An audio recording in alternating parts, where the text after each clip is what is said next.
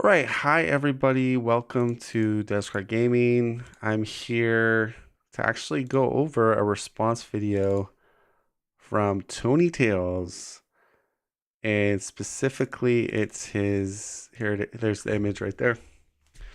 It's why I enjoy Expert 2 and Heroic 1. I guess he's missing out Standard 2 as well, but I think he applies Standard 2 is with Expert 2.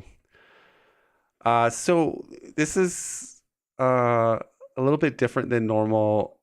Basically, we're gonna watch his video and I'm gonna give you my responses. I'll pause it and just kind of either agree with him or disagree.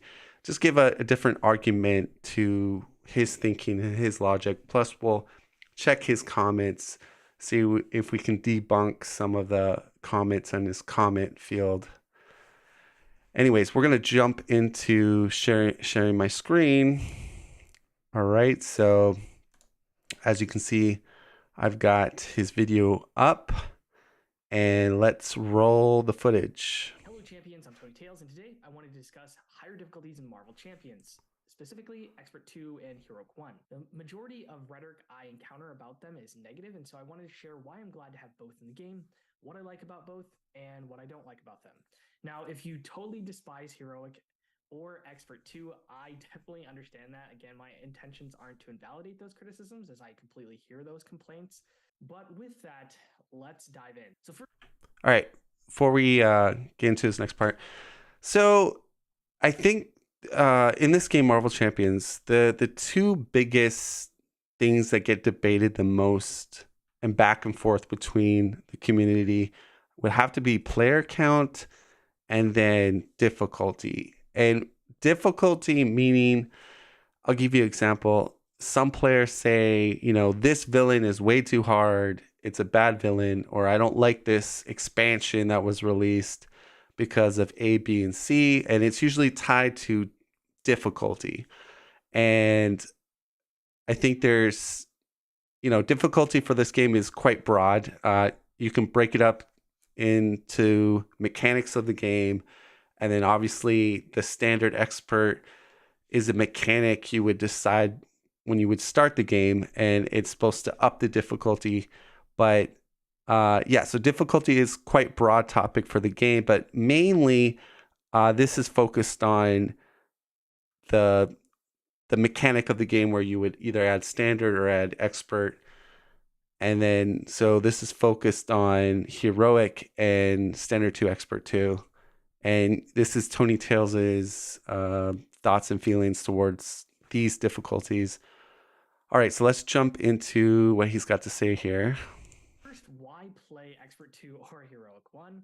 Marvel Champions is balanced around standard and expert difficulties, and so for the best experience with the card pull and the hero cards, it makes sense to play standard or expert. And if I were limited to only playing Expert 2 or Heroic 1, I wouldn't love the game nearly as much as I do currently. The majority of my plays are on Expert. All right, so he's basically saying that currently with his play with Marvel Champions right now, he wouldn't be as crazy about the game or still in love with it, honeymoon period, if Expert 2 or Heroic was not introduced. What I would say also is I think player count does matter, and I've always said this on the record. I think Expert 2 scales very poorly for single player people. In fact, it's very the scaling for a solo player on Expert 2 is really bad for the player. And I feel like I play tested it a lot. In my opinion, I think Expert 2 should only be played on multiplayer unless you just want to, be a masochist and just see how you do on Expert 2. But no, I played a lot of solo Expert 2, and what I found is it just doesn't scale well with one player. Now, Heroic scales no matter because it's just adding an extra encounter card. So if you play with 3 players, that's 3 more encounter cards. If you play solo, it's 1 extra encounter card. And so, yeah, that's not a problem there. But I would say Expert 2 should my opinion, should only be played on multiplayer. Now, standard 2, I think, is balanced for solo play, and I usually do standard 2 with expert 1. That's usually my solo play difficulty that I generally will play. But I will say this. The expert 1 is balanced. I think for a more fair game when you're playing with the hero pool and the card roster. But that being said, I think once you get to a point in the game where you just know the cards really well and you deck build very well, I think expert 1 starts to be a little bit redundant for most villains in the game with how big our card pool is and what we can do for deck building. Especially if you go into multiplayer, it's even worse. It's you can really give the villain a 1-2 punch. Just so many synergies and all that.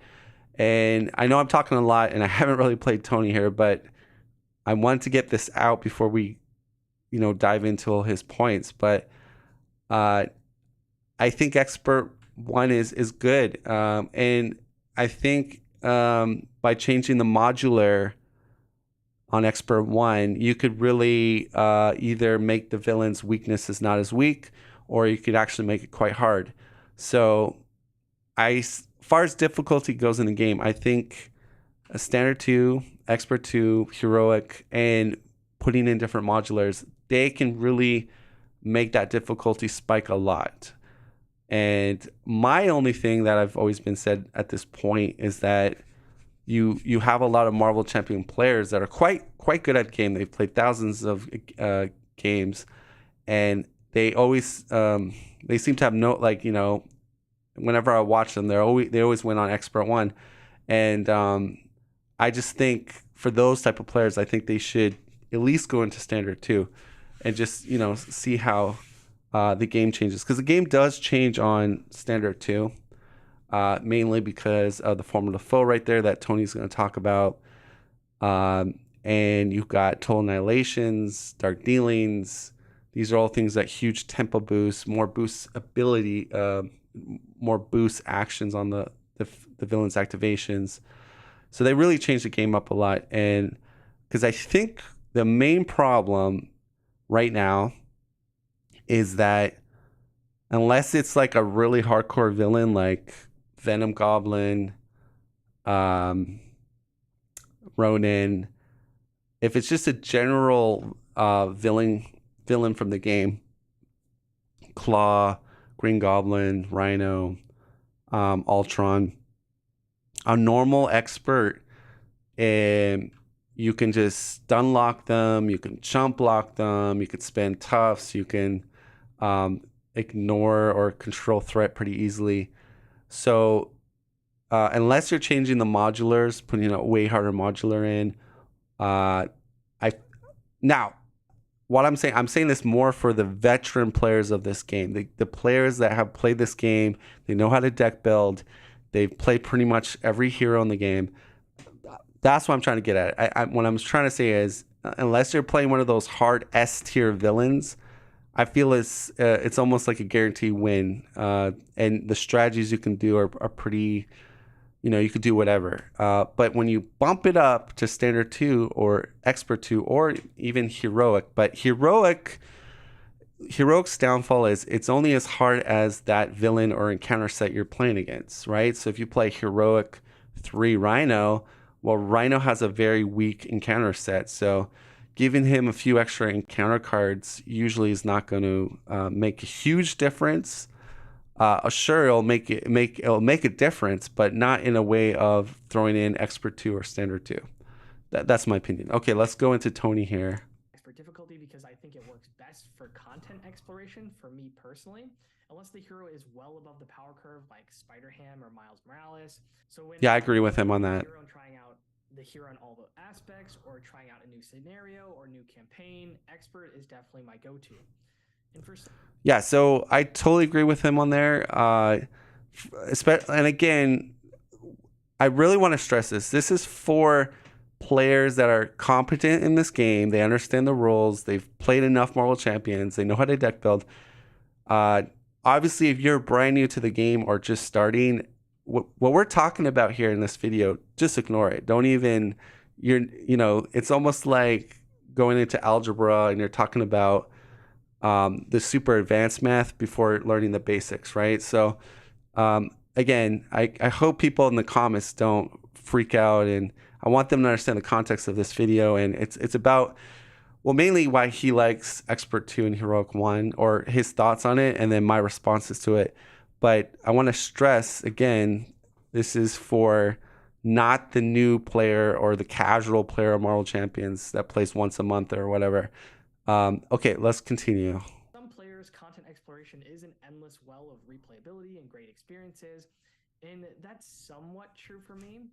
However, after the excitement of new content wears a bit thin, Heroic and Expert 2 bring some excitement back to the game. Yes, I was saying it, as they release more stuff, our card pool expands. Hulk gets more cards that could help Hulk out or help out a more stronger hero, which, and I keep saying it to everybody, like I'm saying, we're getting way more powerful. Like we got the symbiote suit, we got all these upgrades and build cards, and why not upgrade the difficulty a little bit? You don't have to go to Expert 2. Try Heroic 1, try Standard 2, just see how things change a bit. But that's my main point, I would say to people, because I know there is this huge group that wants to bash Expert 2, Standard 2, or even Heroic. And I'm not a super fan of Heroic, and I'll go into that later. But what I'm trying to say, and he makes a good point here, is that we've got such a broad pool of these cards, and we can deck build a lot more precisely and synergize more with other decks. So what's happening to the villains? They're not really getting that much different, right? The standard 1 and Expert 1 are the same since the core game was released. So why not try Heroic 1, Expert 2, or Standard 2? So let's go into here. For me, it's not that I get bored with the game without them. It just injects more excitement into my current. It definitely does. It definitely does. Once I get exhausted from but you will lose. You will lose quite a few more games than normal. Feeling refreshed. Some of that comes with personal bias towards seeking out additional challenge, and I find the additional challenge of. So he's missing Standard 2 there, but I assume what he means by. Let me pause that. I assume what he means by Expert 2 is he means Standard 2 as well in that category. And like I alliterated that I prefer solo Standard 2 Expert 1 because it's more balanced. The scaling's better. Exploration, nothing gets me more amped to play another game of Marvel Champions more than losing to a challenging scenario and then wanting to try again to take it down. Chase, my primary play partner, probably finds this feature about me a bit annoying at times. Before I got into the tabletop hobby, I used to play more video games. I typically chose the hardest difficulty and then go back and replay the game if I unlocked an even more challenging difficulty. And this is what Expert 2 and Heroic remind me of. Once you become an expert at the mechanics of a hero or scenario, the higher difficulties give you incentive to replay that journey. And a lot of times these higher difficulties in video games are unbalanced and result in players resorting to exploiting. Yeah, so he makes a good point. And I think I've made this point as well. Like, I don't see all eye to eye with him, but a lot of the stuff he's talking about, I'm right on the same page with him. And you see this in video games in general, especially the harder ones. And there's two types of players, really. There's players that want to pick up a controller and just have a fun time and either beat the game or not feel frustrated. And games that kind of hold your hand a little bit better, give you more lives, have much more easier difficulties in the game itself that you can select. That is more catered towards those people, and those people that's their expectations when they grab a controller, that they don't want to play something like Dark Souls or darkest dungeon or something that is going to knock you to your feet right when you get into the first stage or whatever. Um, I was going to say is then there's another group of people that want to be motivated and push into learning the game and learning how to get better to beat the game. And if they're not learning or evolving and understanding how the game world works and the mechanics work, then there's that not that what do you call it, that climbing that mountaintop experience, that sense of you did it, uh, and I think the reason why like games like Dark Souls, we're just using that as an example because that gets used a lot with challenging games. Uh, and think about Dark Souls, there are a huge group of people that hate that game because they can't just pick up a controller and walk through the game on one go or have a less frustrating time of not dying until you learn the mechanics of the game and understand the dodge and all that kind of stuff. Uh, but I think there is a big group of people that also they liked to climb that mountaintop and develop and get better and better and really good at something, right? And maybe Tonee is one of those people that is sort of on that spectrum. But then there's also people that don't have all the time and energy to, develop like take a fighting game, for instance.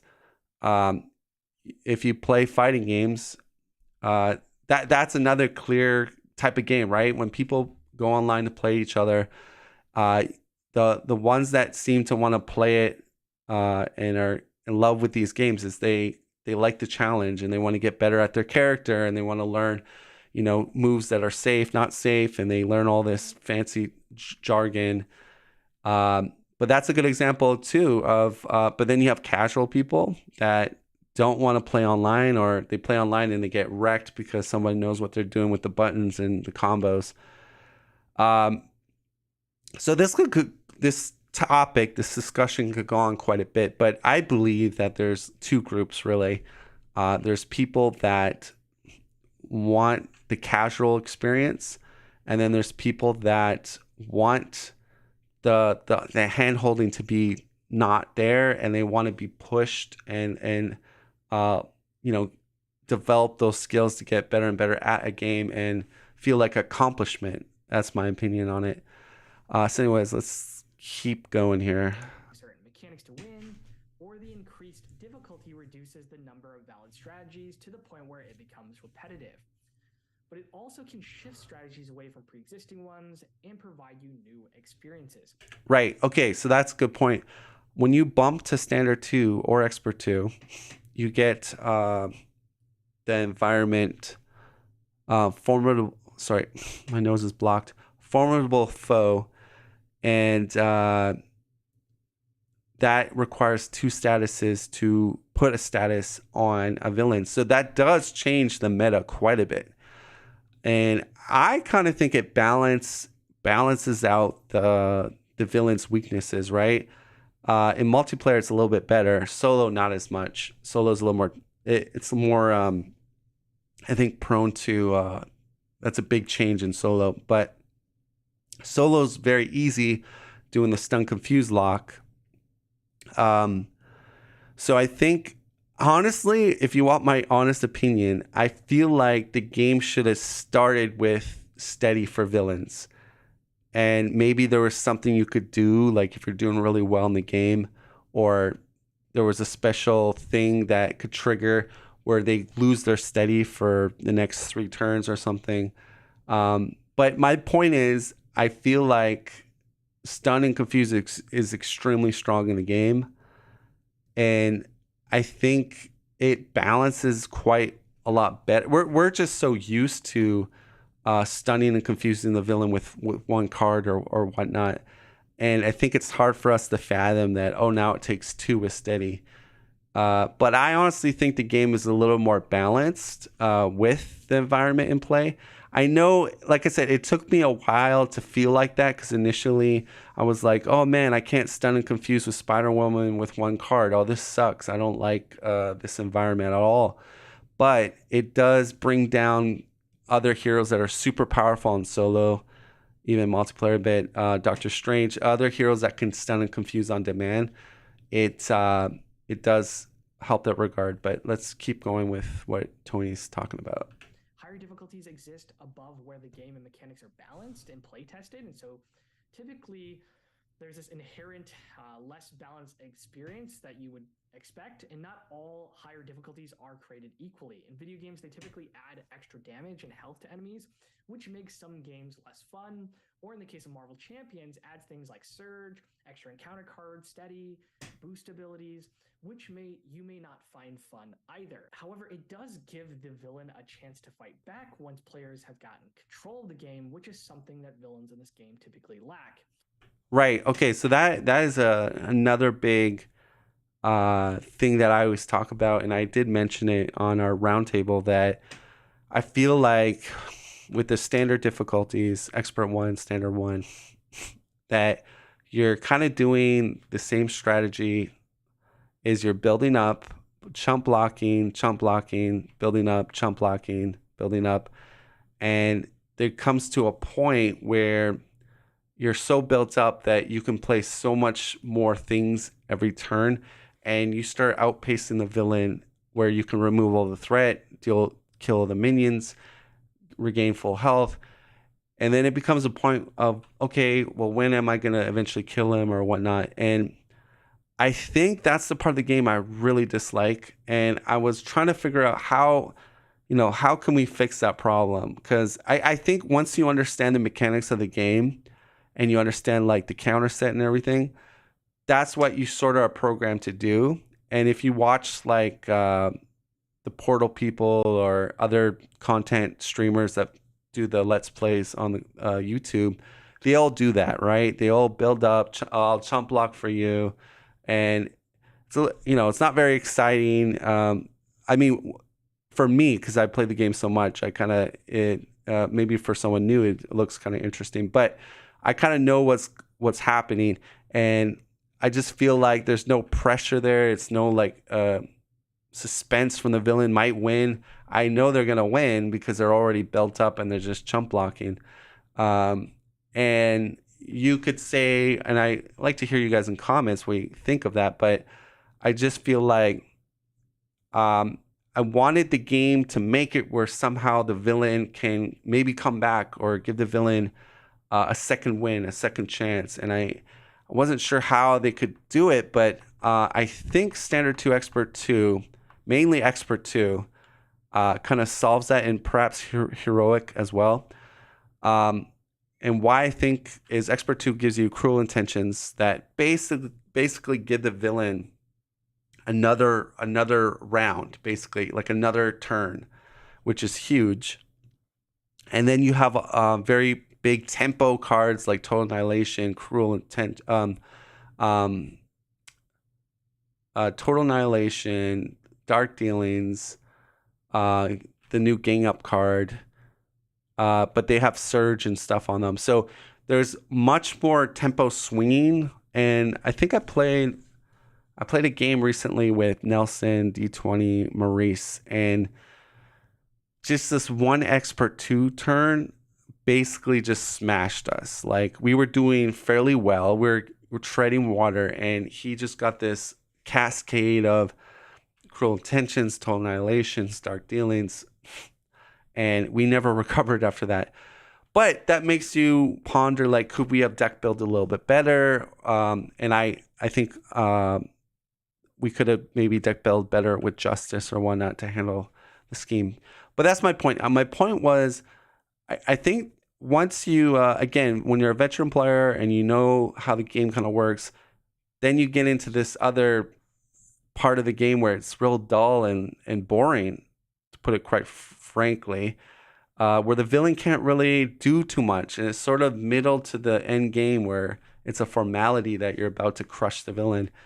And so I think he's slightly talking about that right now.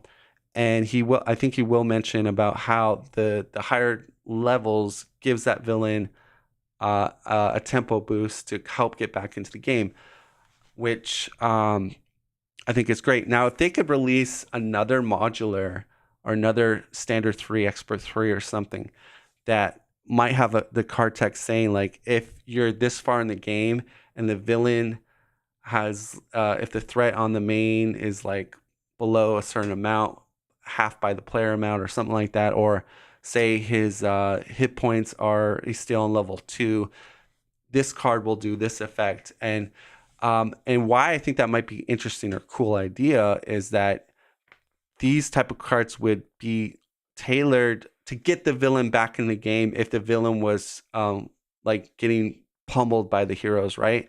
So it's like a card that would kind of, if you're just like, playing SimCity or not, just kind of clowning the villain, then this card could come out and kind of like get him back into the game where he like supercharges the villain. So I don't know. It could experiment with something like that, but it'd be interesting. But I think that's kind of the problem where for me at the point in this game, if I play only expert or standard on level 1, I feel like that's for me the problem because I understand the game quite well. I know how to deck build quite well. And so, generally speaking, I go through that whole motion of just building, chump blocking, building, controlling, and I win. And that's kind of like the same formula almost, unless I'm doing like a very hard modular set, or if I'm jumping into standard 2 or expert 2 or perhaps heroic, then I can't really do that kind of strategy all the time. And I don't love the way that higher difficulty is implemented in Marvel Champions either, but I do enjoy some of the consequences of the increased difficulty. The added difficulties have several positive consequences for me. I'm going to break it down into 3 categories, though there is some overlap between them. It just kind of frames it nicely. The first is theory crafting. It helps enhance deck building and hero selection. 2, it adds some stakes to the outcome of the game. And 3, it allows the villains to have a chance to come back. And it makes it feel more like a tug of war. Exactly. It That's makes what I the was villain feel more explaining. like a real opponent as opposed to just an AI system. So Heroic 1 and Expert 2 definitely enhance the deck building and hero selection component of the game for me. It seems counterintuitive since added difficulty decreases the pool of heroes and cards that are viable. That was more of an issue early on when the card and hero pool were already quite limited. But now that we have a huge hero pool and a moderately sized card pool, this is no longer an issue for me. So for me, it actually increases the heroes that feel good to play because while I enjoy heroes that are more powerful and versatile, I also enjoy encountering resistance. So Expert 2 can turn most villains into a worthy opponent for a hero like Miles Morales. Playing on Heroic or Expert 2 opens up a different type of deck building for me where you build your deck to overcome the specific obstacles in the scenario. Technically, you can do this on any difficulty, but it doesn't feel required in standard or expert in most scenarios for me, so it doesn't feel rewarding to do so. And I know some players get this experience on any difficulty, and that's just how they like to play. But for me, I don't feel compelled to do so unless there's an appropriate. Yeah. So if your deck building is a little odd or not as min max, then obviously playing on standard 1, expert 1, you'll probably have very intense close games. My opinion on this is once you get to that level where you understand how to min max your deck and understand how good certain cards are and synergize wise and how to play that hero, and then you're that bonus advantage of knowing all that, and it just totally crushes the sort of the meta that's expert 1, unless you're playing someone like Venom Goblin or Ronin that really changes the typical meta and makes it something totally different, which those villains do. But let's keep going. Great challenge, and those higher difficulties do that for me. I especially enjoy what playing at higher difficulties adds to the multiplayer experience. Some of my favorite experiences in Marvel Champions are just planning out our next session with my teammate. This is something I get out of league play, but it's nice to get it outside of league play as well. So game planning and theory crafting is just more fun with a teammate, reviewing the encounter cards of the scenario, then figuring out what composition of heroes, aspects, and specific cards will work best to take them down. Additionally, there is the post-game discussion, discussing what worked, what didn't, if we lost, going back to the drawing board and refine. Yeah, okay. So here's another example. Like I feel that the veteran players that play Marvel Champions, um, when they're playing Expert 1, they generally win. So it's like you get to end game discussion. Oh, that was great. Yeah, we did your, 30, 40 damage turn combo. That was awesome. But it's like when you start to like you up the difficulty and you will probably lose a few games, which trust me, it'll happen. And but that leads you to, okay, so what went wrong that game? What really got us really bad? Did we handle threat? Did we know um did we lack health? Did we lack defense? Did we need better allies out? Like, there's a lot of more. I think it really pushes you further into the theory crafting and deck building more as if you up the difficulty. Finding the deck or changing up our hero composition. I find myself obsessing over every card choice in my deck builds when I'm playing Heroic or Expert 2. The 100% agree. inclusion of one card over another, or just how many copies I need of an Plan. Okay, I swear, if you make the jump to Standard 2 solo or Multiplayer Expert 2 or Heroic, you will start to look at each card in your deck as, do I really need this? Is this important? Is this vital? And you will just go back. If you go back to Expert 1, you'll just laugh at how redundant, like you can kind of run whatever cards to a certain degree, and still probably win. Well, I don't know if I could say that, but yeah, I do agree with this logic of playing those harder difficulties. You really got to look at your deck hard and think about each card wisely. event. Those seem very important, as one card can mean the difference between a win and a loss. Higher difficulties add stakes for me, not real life stakes like losing money or getting knocked out of a tournament, but intangible stakes, the stakes of an uncertain outcome. And stakes are important to me, that sense of adrenaline over a particular outcome. It's one of the reasons I was drawn to the Solo Champions League and created my own doubles league. It not only gives me another reason to play Marvel. Oh, commercial. Well, Champions, but Tonee's got to get paid some way. Outcome can be important. It leaves an air of mystery and also provides a sense of. All right, I'm not really into the Champions League or weekly, so I'm not really going to comment about that. Aspects. When I build a new deck concept, I don't know if it's going to work or not, so I'm testing that out. Higher difficulties add that sense of uncertain outcome because at any point you can win or lose the game. And one of the common criticisms of Marvel Champions is that the game climaxes too early and the end of the game feels lackluster. It doesn't bother me as much as it does others, but I do feel that at times. And of course, I always enjoy the journey of building up my engine and then firing off combos, but sometimes the conclusion can feel unsatisfactory. Right. No story, no next mission, no high score. I've never completed a Heroic or Expert 2 game, Marvel Champions, and felt, that sense of emptiness or now what feeling. Even if the game was a huge slog, it feels like overcoming the challenge you weren't sure you were going to complete or beating an opponent. Yeah, I get that same feeling. Next up, higher difficulties give the. Yeah, so and you guys heard me talk about that quite a bit, like where you get to a point, the game already climaxed in the early game, because again, that's when the villain is more at your level, right? You're not built up with Mansion, Hell Carrier, Queen Carrier, Captain America's serum, 2 serums, Miss Marvel's extra card draw. So like, it just, once you get to a point, the villain at the lower difficulties isn't as much of a threat anymore. And then it's like you reach that, climax part of like, oh no. But playing in Heroic Expert 2, Standard 2, there's always that uncertainty, like especially with Cruel Intentions. That's a very nasty card. Like, look at the screenshot in front of us of these cards. And Marvel Champions is a game with relatively low variance compared to other games in the genre. On the villain side, the villain has a predictable pattern. It follows each turn, and generally the encounter cards in any given villain set the players back in a varied way, but roughly an equal amount each time. So the encounter cards in the set are roughly the same power level. On the hero side, you draw up to your hand size each turn, and because cards can be used as a resource, you roughly have the same amount of resources each turn. And this low variance means that Marvel Champions feels more fair than other games in the genre, which I generally like.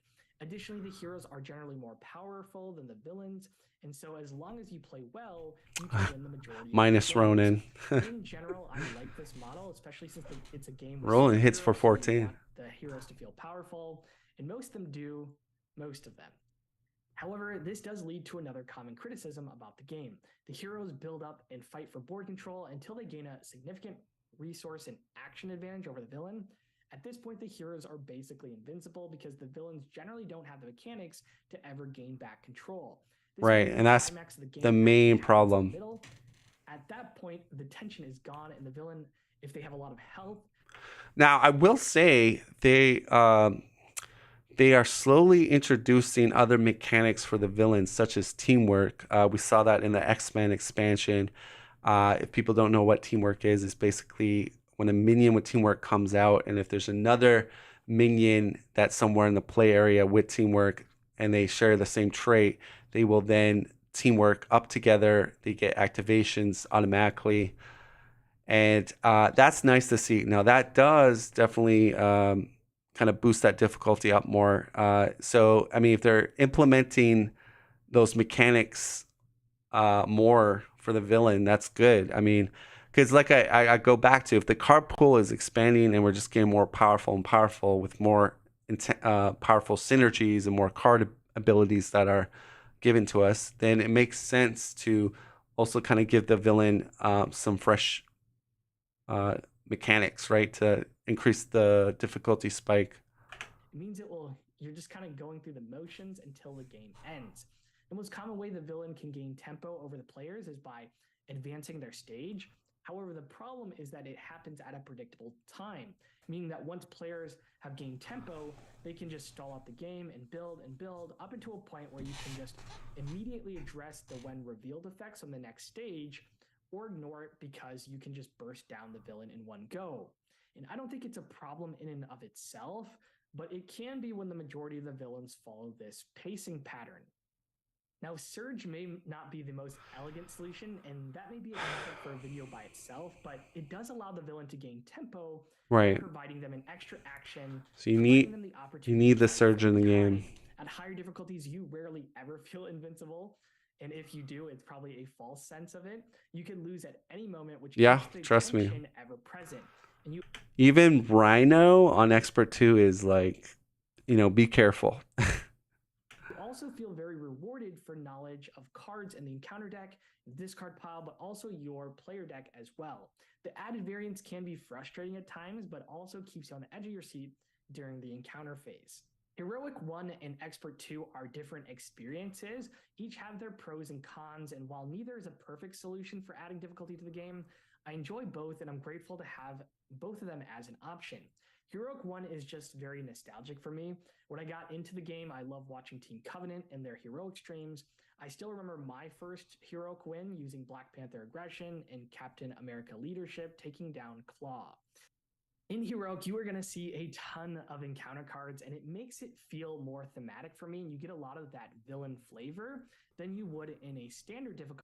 Yeah, I just want to say he has a very good take on Heroic, and his main take is that if you want to see a villain, a counter set, or modular work a lot more, Heroic is an awesome way to have that flow better. So if there's a modular set that kind of is more of a combo modular set, meaning you have to have different pieces out for that modular to kind of work really good for the villain, then Heroic is a great setting for it because you're going to see more encounter cards come out, which therefore could combo better with that villain's mechanics or whatnot.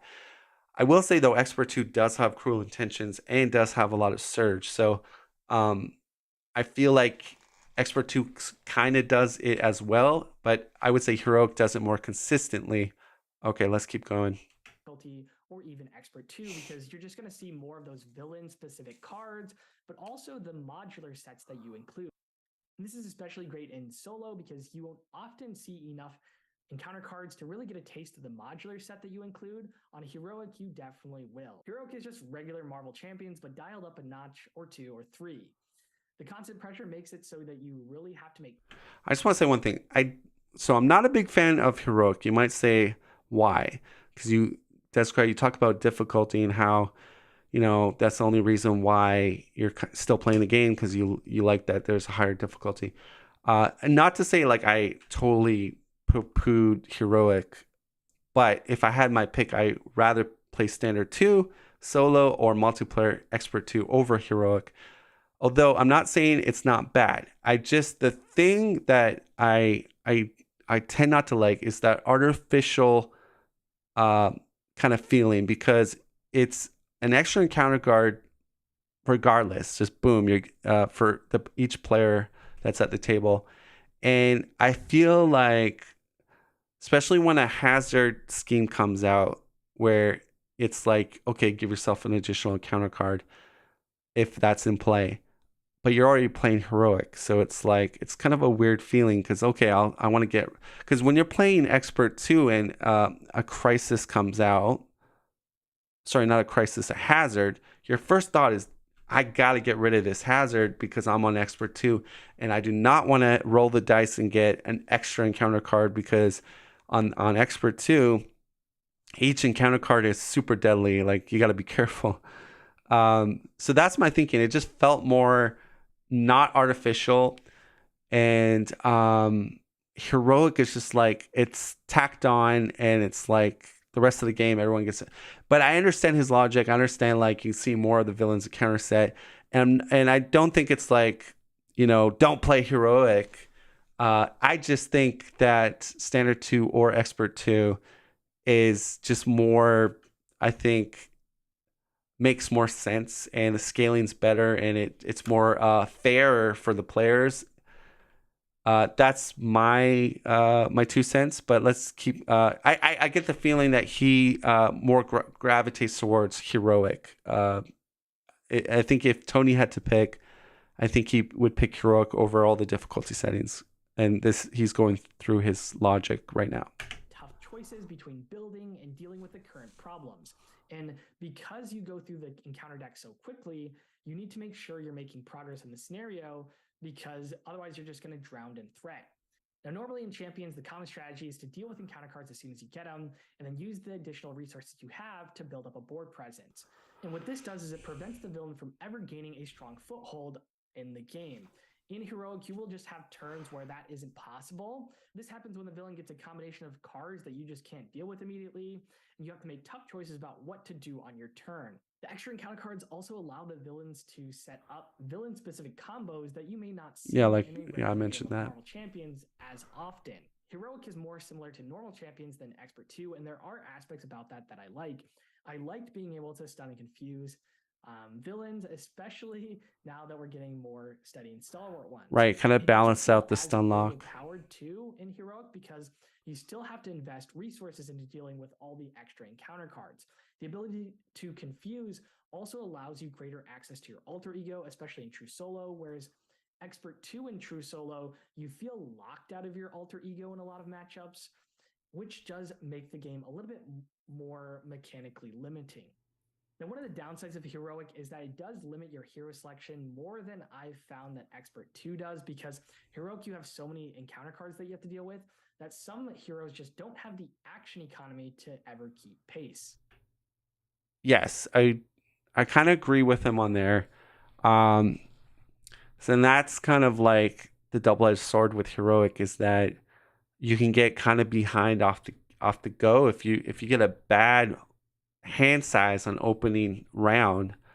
Uh, heroic doesn't care you're getting that extra encounter card, so it kind of it kind of forces you into heroes that have, like you said, better economy or better card by card economy is better.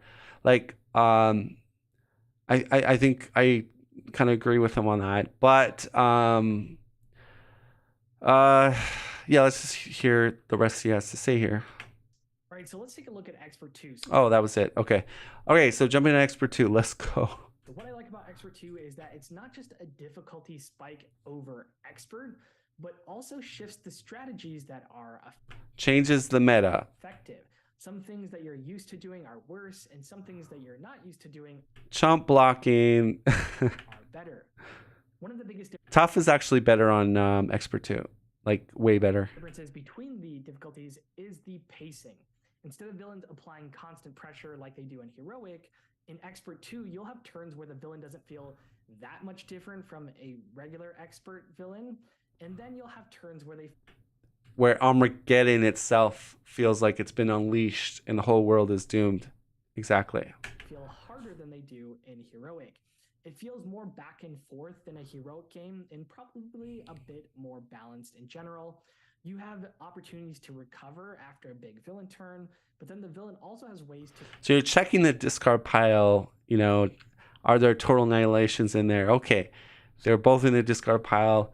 I could flip to hero and not be afraid of being overkilled or attacked twice. So there's things where, like I said, the meta changes on that difficulty where you now develop a skill called checking the discard pile every round. Disrupt your board state when you have a strong foothold in the game. Both difficulties allow the villain to fight back when they're behind, but Expert 2 has specific tools to disrupt common strategies, and we'll take a look at those as I provide my thoughts on. We're in their corner and on it, because their local agent is a small business owner too. With DirecTV. You're killing me here. Together. Football, Come on. Football Housewives. All right. Each of the cards included in this set. Formidable Foe is one of the bigger changes. It adds in. All right, so this is a huge one, and I think there's some people that just despise this. Like, what do you mean? Now my heroic strike doesn't stun the villain. I got to do 2 of them. But like I said at the beginning, I talked about Formidable Foe and how I think it actually balances out the weaknesses of the villains, because I think that's the Stun and Confuse is super strong in this game. But anyways, let's hear Tonee. Acceleration token, which is a big increase. Yeah, it puts pressure, extra acceleration, so there's more urgency to kind of be wise with your how you go about playing your cards. In threat accumulation, and I don't like how it doesn't scale well in solo. It's a right. So again, as you heard, I say do not play Expert 2 on solo. You're not going to have a fun time because stuff like this, it doesn't scale well at all on solo. 100% increase, but in 2-player, it's only a 50% increase. And in 3-player, it's like, 35% or something like that? But what's worse in true solo is just how punishing it can be if you're trying to flip to alter ego, because it's just more risky on lower threat thresholds. Now, I do That's think true. the game struggles. Like I said, it doesn't scale well at solo at all. It's actually, again, I can't say as much. Do not play Expert 2 on solo. It's just not, scaled well at all. Already to find a balance with alter egos, going to alter ego can provide an insane burst of power. Expert 2. Yeah, standard 2 is okay. For a hero. And in many cases, the villain can't punish it well enough, especially if you're just able to confuse and avoid a lot of the punishment. At the same time, in true solo, alter ego access is already more restricted due to the low threat thresholds being poorly scaled, and Expert 2 restricts that even further. I like Heroic better in this sense, even though it's more likely that you're going to draw advances or villain schemes in alter ego because you're just drawing more cards. You still have the chance of not advancing. I will say this too. Also why I don't like Heroic is it also really nerfs like Blindfold and global logistics, Hemdell, meaning that when you play those cards allow you to look through the encounter deck and rearrange stuff. Also Nebula, you could say she does that as well. But when you're playing Heroic, there's all these extra encounter cards, so it kind of neuters that strategic part of looking into the counter deck with those type of abilities. So that's where I think and again, on Expert 2, Standard 2, Blindfold, Global Logistics, Hamdell, these cards are excellent because that difficulty hits so hard and you want to know what's coming your way. And you're able to kind of rearrange it a little bit better. But I think it just makes a lot more sense at that. That's why another reason I don't like Heroic too. Kind of it neuters those sort of cards a lot. But let's keep going. Scheme when you do draw advances because you have a little bit more of a wiggle room with the boost cards. Total Annihilation takes the place of Assault. In addition to providing the villain another attack. Now I love Total Annihilation because it puts the fear like let me put it this way, guys. Like when you read the comics and the heroes they're battling the villains, right? Um there's a time in the comics where the villains are going to get a few good blows on the heroes, right? And I think this kind of puts that energy, that concept into our faces here because this is the villains like, here's my secret combo. I'm going to get you, Captain America, put sand in your eye, go again. Uh, so you kind of got that because in the comics, right, it's always like the superhero, okay, engages the villain. The first few minutes, maybe he's, beating the villain. And then the villain is going to usually, get the hero and it's like, oh no, the hero's gone, or what is the hero gonna do? Like the villain's gonna win. So I feel like this card kind of symbolizes that kind of thing that I'm talking about. But no, I just think it's because this makes let me also say this. You're a protection player. You are wanted in this game now. Like you're playing with your friend, your multiplayer, and you're playing on standard 2. Well, guess what? That villain might activate 3 times on your buddy over there. Well, guess what? You're a protection player. You can defend. You could defend multiple times. So I think this actually further emphasizes these different aspects even more. Where and then you got dark dealings again. The villain might put a whole bunch of threat on. If you have a justice player, well, there you go. So I think no, I do like the standard 2 cards. I think I have no problem with them. I think they're great for the game right now. More importantly, they stop things like chump blocking and they kind of give the villain maybe a chance to get back in the game if they're falling behind a bit because they gain the surge or additional boost activation. So it puts you more on your toes. Let's keep going.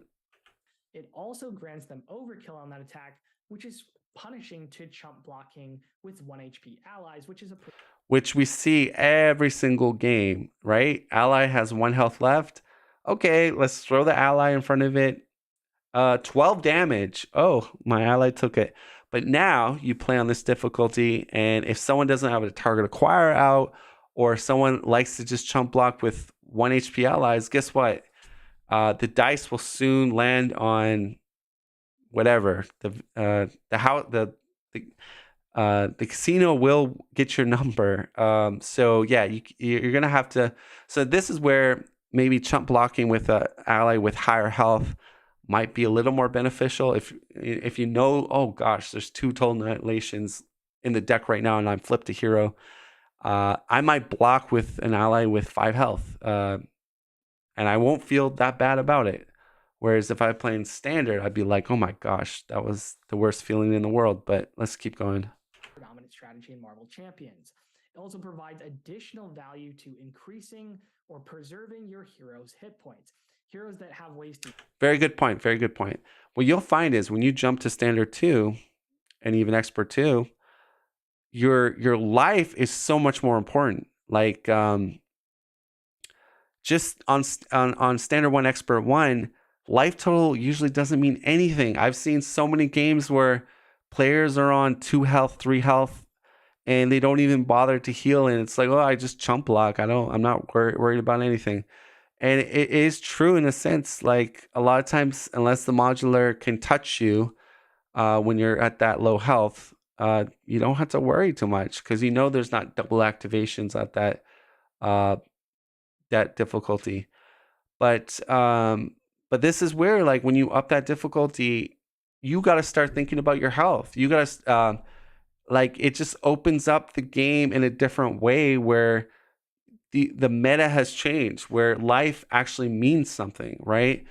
And this is why I keep trying to emphasize and try to kind of push people to just try out standard 2. Try out like Tonee, he likes heroic. Maybe, well, I don't want to. Yeah, we talked about heroic, but my point is this: the developers aren't going to change the meta unless they force it into the game, either by the villains set, which sometimes they do, or they develop a new mechanic, like teamwork. I talked about a little bit that kind of changes the meta slightly.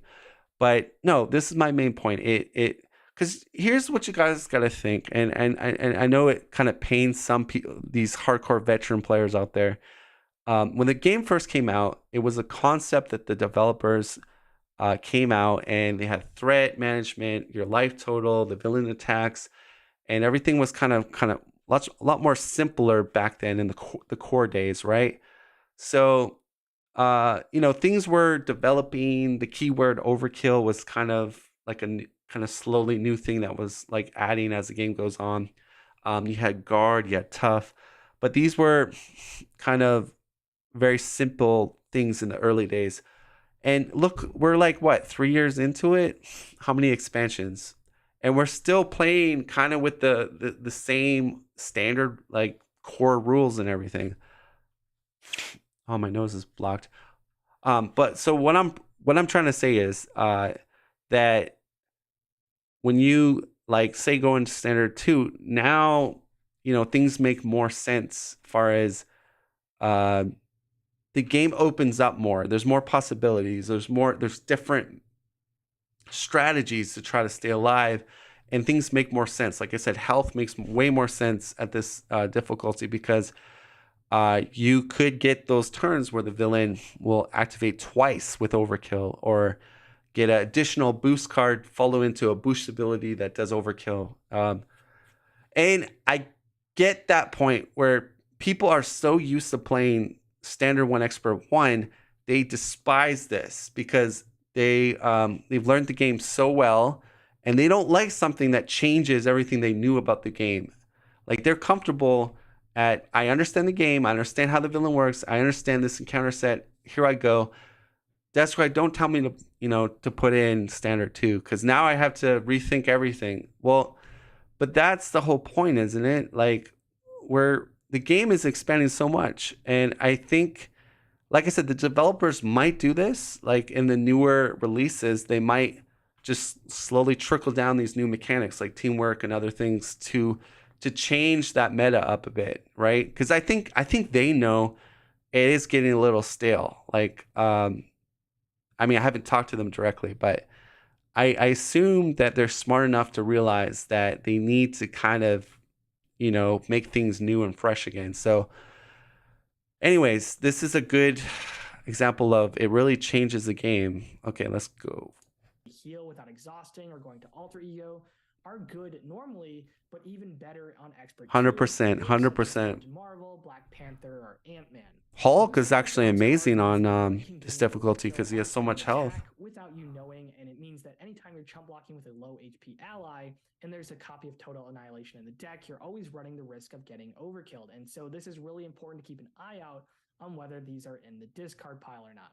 You can just get some insane combos on this as well, where the villain will overkill for 12 damage because all those boost effects that gain an additional boost card. I like that the villain is capable of dealing damage to you regardless of whether you chump block or not, but I don't necessarily like how massive the swings can be. Okay, so that is fair criticism. I agree, because you could have, like, there's one expert 2 card, I think 4 boost on it. So say you got a Total Annihilation, he gets overkill, and then you get a Dark Dealing, which is additional boost plus the 4. I forget what it's called, but it's a 4 boost ability. So that's like 5 boosts with the attack with overkill. I mean, that's nasty, and that's happened to me before.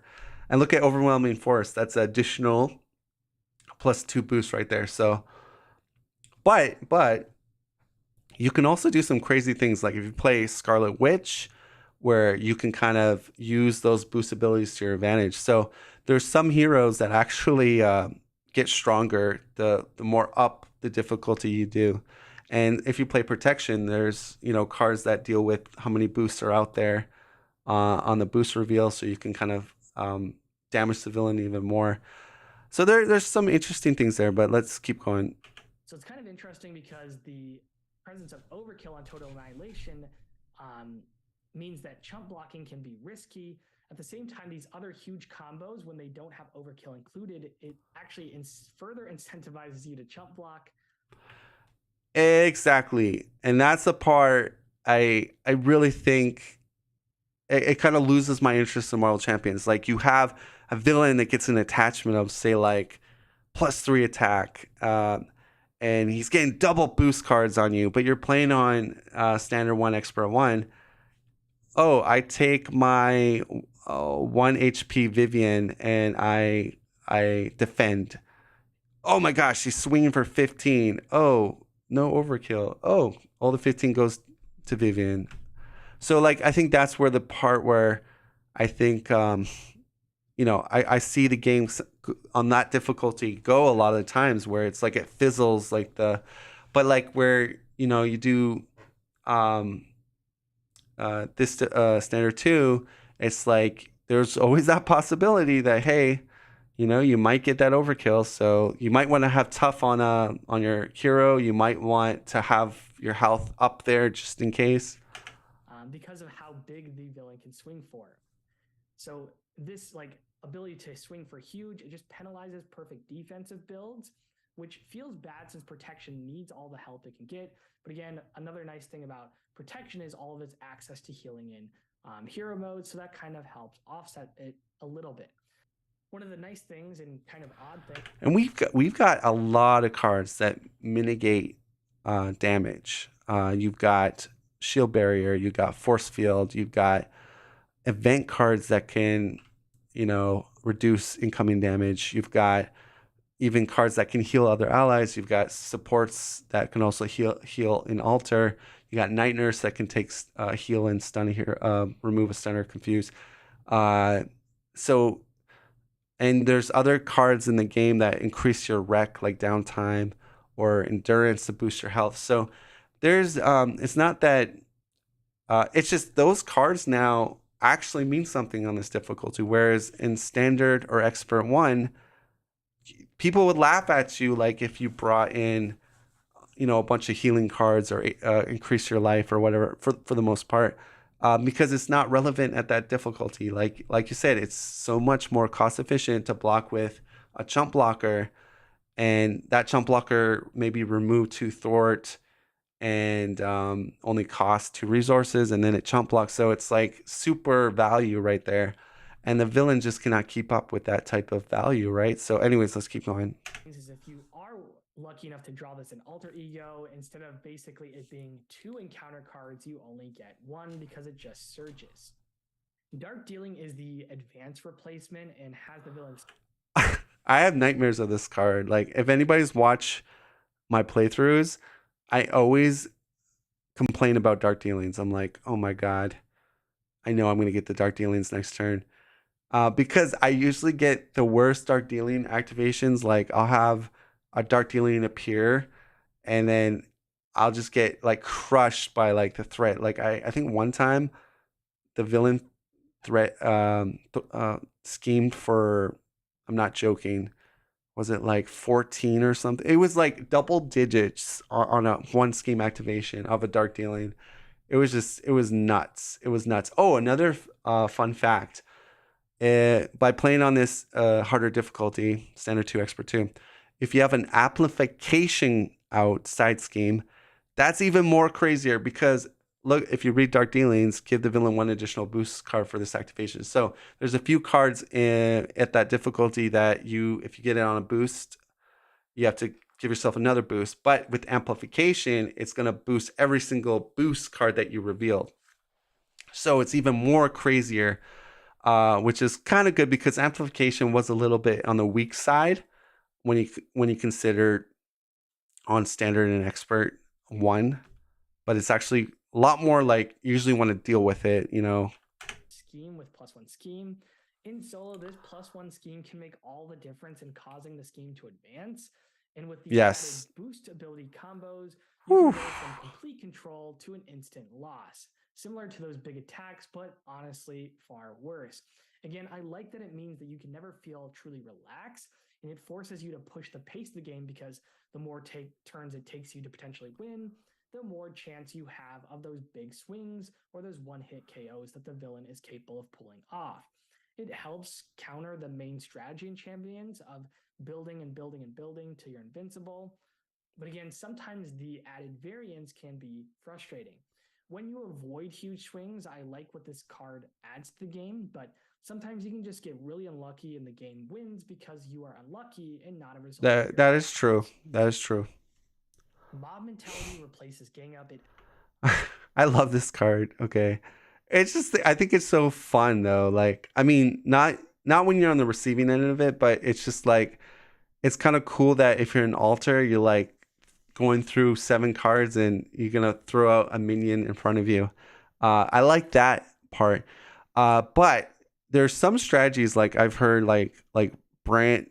I'm gonna play Vision and stay in Fate or the form that he reduces damage by 2 or something. But this card could really get you pretty bad. I mean, or there's some strategies where you like Party Thor, you want as many minions out. So this is like where this card could kind of cripple that type of strategy. So you have to kind of be aware where it is in the counter deck, or be cautious. You can still play Party Thor and do crazy stuff like you fill your board with minions. But like I said, this is another element where you gotta be careful. Is mob mentality still in there? But let's hear what Tonee says. Adds an alter ego action where you discard 7 cards from the encounter deck and put the first minion you discard into play.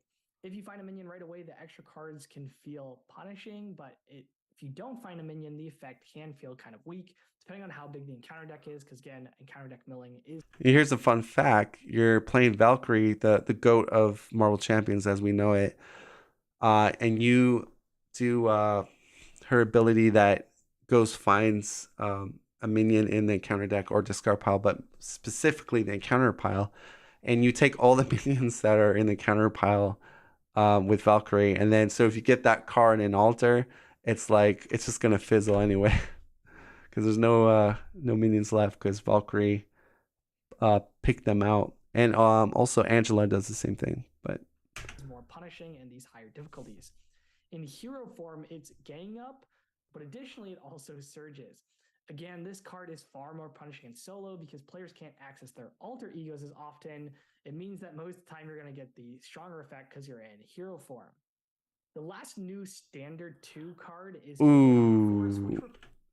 All I can say is I've had a lot of sad, tearful moments of just watching my mansion explode. Or worse, if you have symbiote suit and your hero's below 10 health, your hero's dead. So that is the mansion killer right there. Overwhelming Force. Places caught off guard.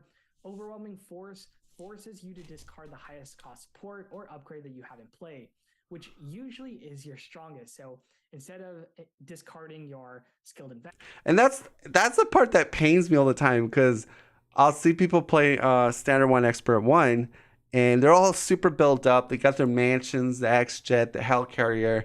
Oh no, caught off guard. And then it's always the same thing. Oh, I guess I'll take out my endurance or my oh no, better yet, what's it called? Skilled investigator that costs 0.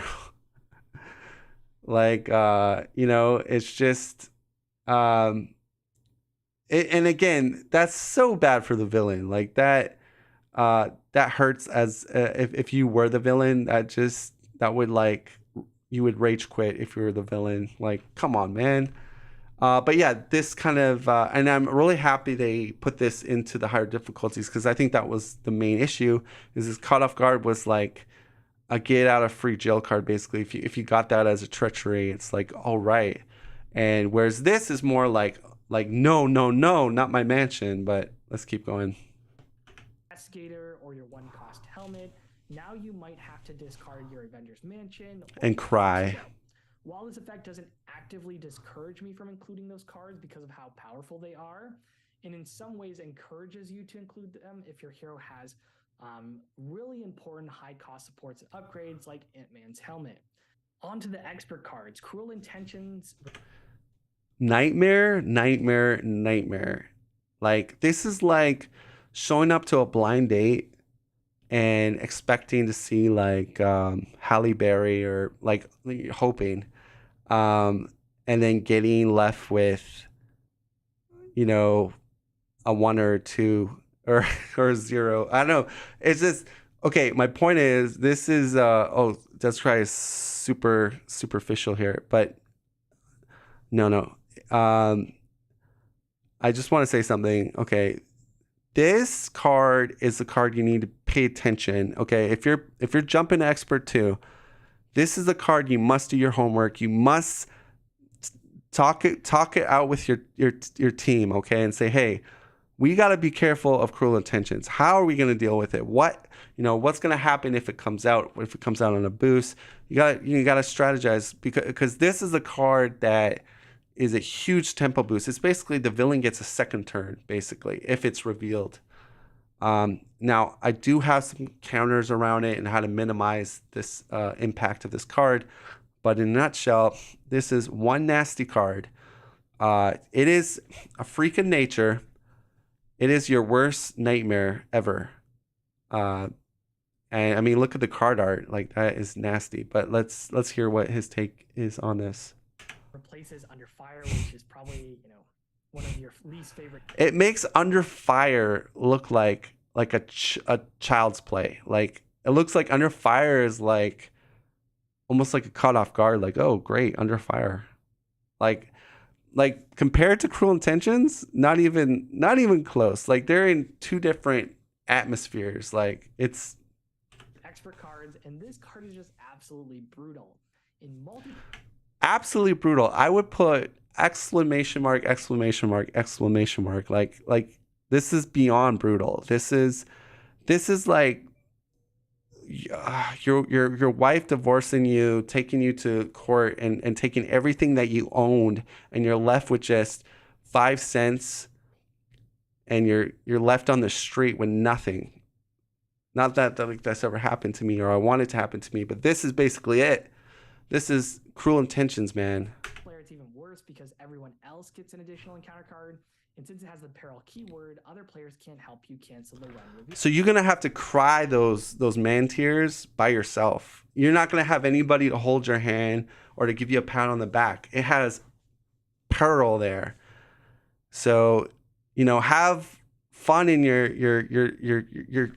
void, in your space where nobody can hear your thoughts or your cries. Field effects. If that wasn't bad enough, as a boost effect, you also get an encounter card. And this card, what it does is it helps. I mean, it should even say in the flavor text, go ahead and slap yourself a few times, because that's how this card feels when you get it dealt to you. The villain gain board presence that you may not be able to deal with for several turns. Or what it can do is if they get extra activations, it can deplete your built-up defenses and put you on the back foot for several turns. Ruination replaces Master Plan. It again gains peril and insights for 1, and then discards. That's a really nasty card too. Until you get a side scheme, and then it reveals that side scheme, and then you add 2 threat to that side scheme.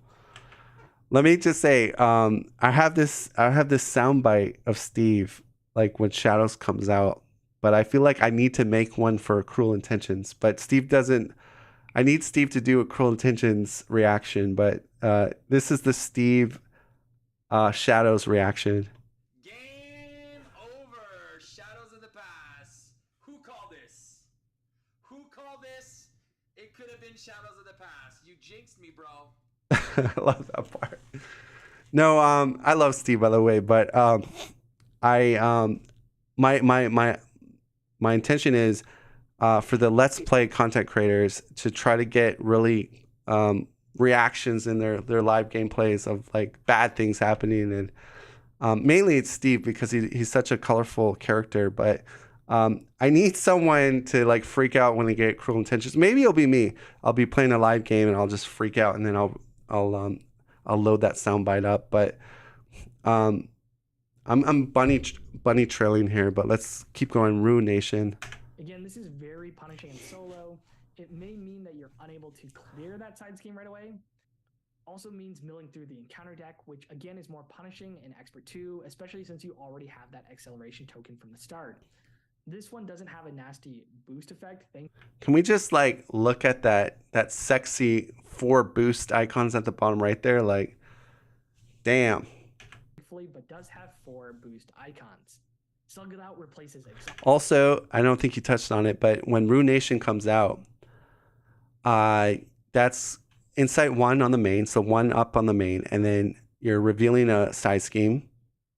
Add 2 extra onto that side scheme, and then add 2 to another.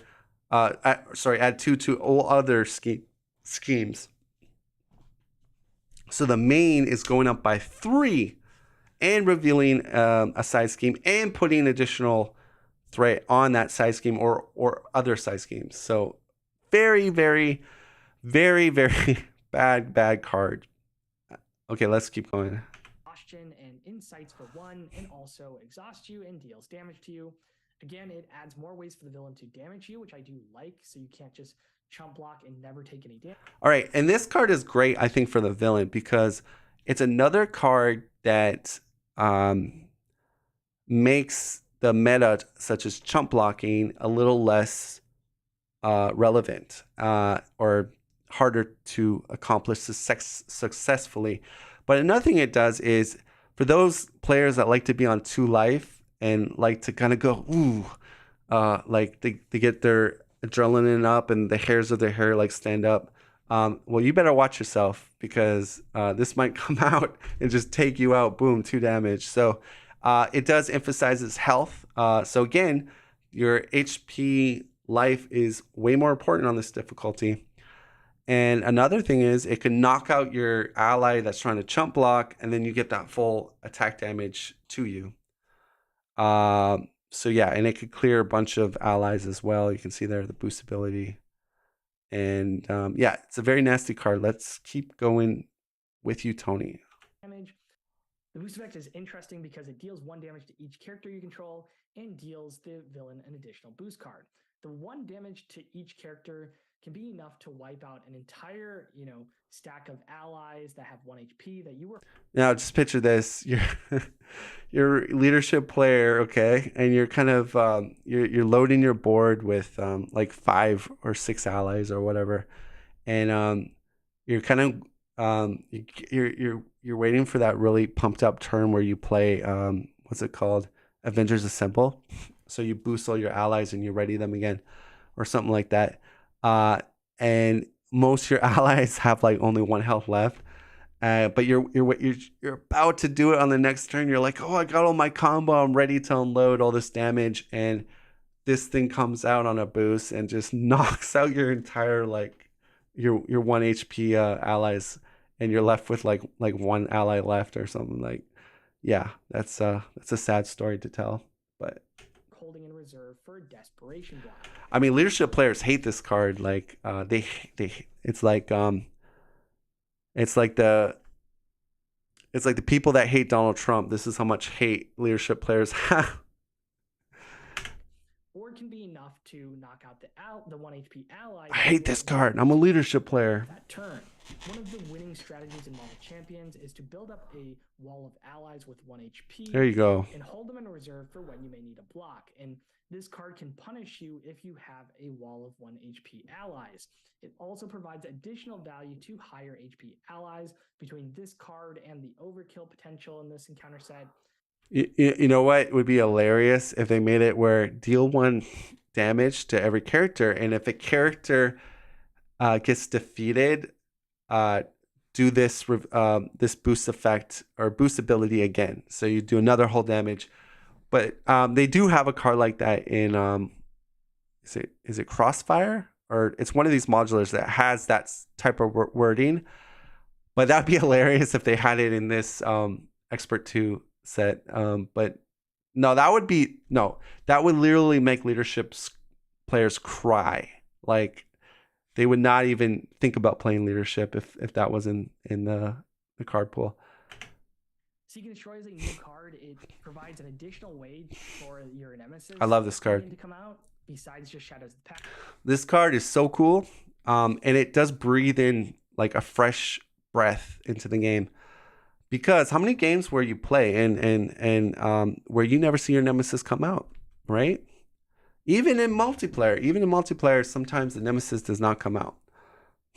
And so this is another chance for it to come out, and it does something interesting. It comes out as one on the main, and but it doesn't bring out the side scheme, which is interesting. So it's an interesting way for the nemesis to come out, and I just think it's such a cool card. I really like this card. It really spices up the game, and the nemesis, for the most part, sorry, my nose is stuffed, are super cool. Like, I think it's a very interesting concept that the developers have made, and all the nemesis have interesting character and abilities in the game.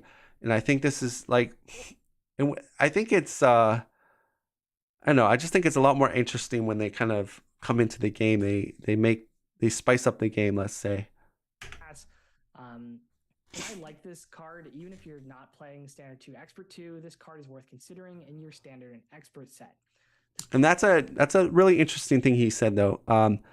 So if there's one card you like all these cards he's kind of going over, you can always add that to your Standard 1 Expert 1. Like, you know, the game is a co-op play yourself game or with friends. It's not a player versus player game. So, you know, you can even craft the way Marvel Champion plays. Like, you know, it's the world is your playground, basically, this game. So you can, you know, you don't have to follow everything to a T, but, you know, some players out there in the community do frown upon about mucking up the rules and everything. But I think most people in the game generally are like, if you want to have fun, even the developers have said this, like, hey, if you're having fun with the game, then go for it. Like, if you want to change something, you know, do it. So again, I think this is a cool card. Like, even if you're on the fence with these difficulties, this is a cool card just to include in your normal play. If you just want to, you know, like I said, I think the nemesis are very interesting in the game. It's an interesting mechanic, and the bad side part of it, a lot of times you never see your nemesis at all when you play the game. So Strength of this card depends on the strength of your nemesis and how pesky they are for your particular hero. But in general, when I'm playing Standard 2 Expert 2, I'm generally happier to see this card rather than some of the other cards. So you're playing Expert 2, that's going to add, I believe, 7 additional cards in the encounter deck that have really nasty boost effects. Again, this is adding additional value to a Stun and Confuse, but the Steady prevents it from being overpowered.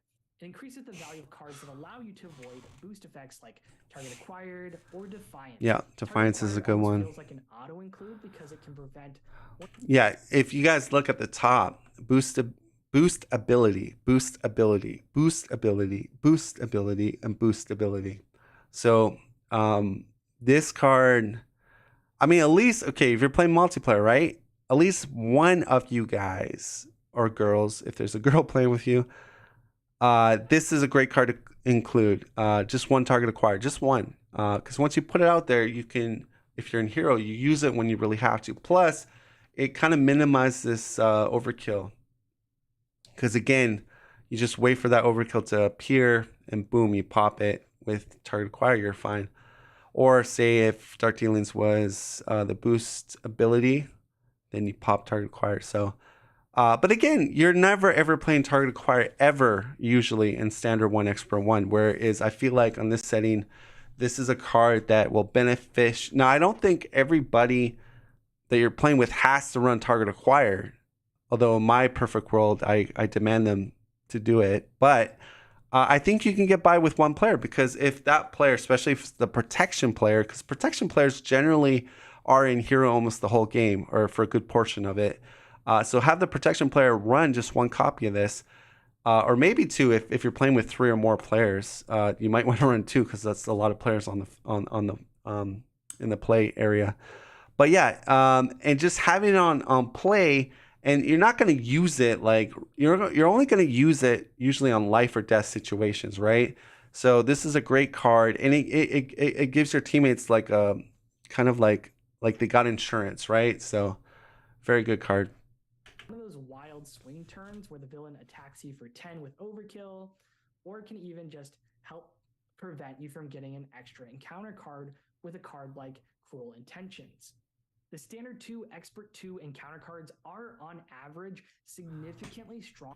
Now I want to make a comment here. Black Widow is not the be all, best card to handle this, because say you have Black Widow, but your ally, your friend, got Cruel Intentions. Well, guess what? Unfortunately, you cannot interact with this card because it has the Pearl keyword.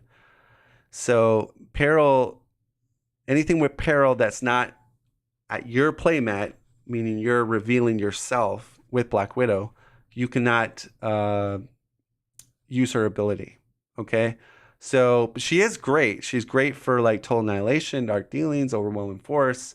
Yes. But most of the Expert 2 cards, no, because they have peril.